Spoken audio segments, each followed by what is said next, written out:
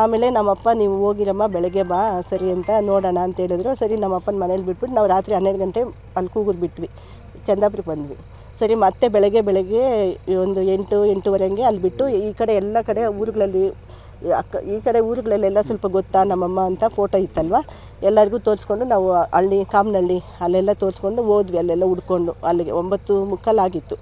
ಅಷ್ಟರಲ್ಲಿ ನಾವು ಹೋಗೋಷ್ಟರಲ್ಲಿ owner 112 phone ಮಾಡಿ ಅವ್ರನ್ನ ಕರೆಸಿದ್ರು ಪೊಲೀಸವ್ರನ್ನ.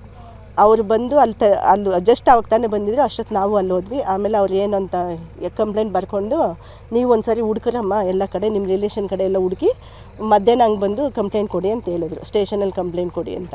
ಸರಿ ಆವಾಗೂ ಸರಿ ಅಂತ ಹೇಳಿಬಿಟ್ಟು ಅವ್ರನ್ನ ಕಳಿಸಿ ನಾವು ಅವ್ರ ಮನೆ ಹತ್ರ ಹೋದ್ವಿ. ಮತ್ತೆ ಅವ್ರ ಮನೆ ಹತ್ರ ಹೋದಾಗ ಅವ್ರು ಫುಲ್ ಹಿಂಗೆ ಸುತ್ತ ಕೂತಿದ್ರು. ನಮ್ಮನ್ನ ಒಳಗಡೆ ಹೋಗೋದಕ್ಕೆ ಅವರು ಅಂದರೆ ನಾವು ಒಳಗಡೆ ಹೋಗೋಕ್ಕೆ ದಾರಿ ಇರಲಿಲ್ಲ ನಮಗೆ. ಅವರೆಲ್ಲ ಫುಲ್ಲು ಸುತ್ತ ಕೂತಿದ್ರು. ಅವರು ಯಾರೋ ಒಂದು ಹೆಣ್ಮಕ್ಳು ಅವರೆಲ್ಲನೂ.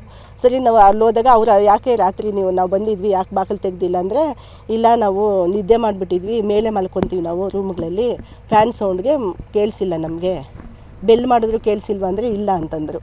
ಸರಿ ಅಂತ ನಾವು ಸ್ವಲ್ಪ ಹಿಂದೆ ಅದೆಲ್ಲ ನೋಡಿಬಿಟ್ಟು ಅಲ್ಲೆಲ್ಲ ಕೇಳಿಕೊಂಡು ಮತ್ತು ಎಲ್ಲ ಕಡೆ ಹುಡುಕಿ ನಮ್ಮ ಊರಲ್ಲೆಲ್ಲ ಹುಡುಕಿದ್ವಿ ನಾವು, ಪಕ್ಕದ ಊರು ನಮ್ಮೂರು ಎಲ್ಲ ಕಡೆ ಹುಡುಕಿ 2:30 ಸುಮಾರಲ್ಲಿ ಬಂದು ಕಂಪ್ಲೇಂಟ್ ಕೊಟ್ವಿ ಸ್ಟೇಷನಲ್ಲಿ.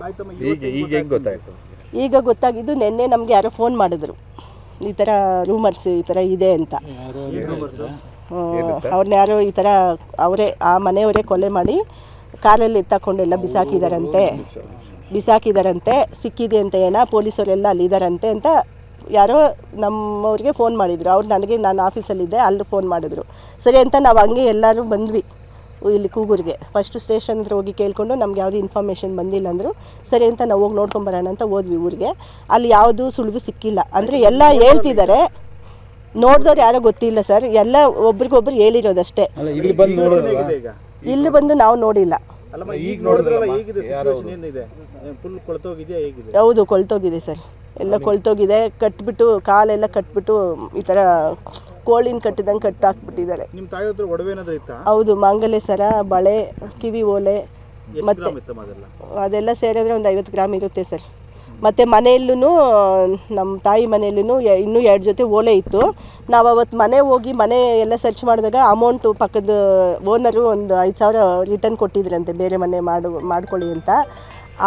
ಆ ಕಾಸು ಮತ್ತು ಮನೆ ಅವ್ರಿಗೆ ಪೆನ್ಷನ್ ಅದು ಬರುತ್ತಲ್ವ, ಅದು ಏನು ₹1 ಇರಲಿಲ್ಲ ಮನೆಯಲ್ಲಿ. ಆ ಓಲೆಗಳು ಕಾಣಿಸಿಲ್ಲ, ಬಂಗಾರದ ಒಡೆಗಳು ಏನು ಕಾಣಿಸಿಲ್ಲ ಅವ್ರ ಹತ್ರ ಇದ್ದಿದ್ದೇನು. ಸರಿ ಅಂತ ನಾವು ಸುಮ್ಮನೆ ಆದ್ವಿ.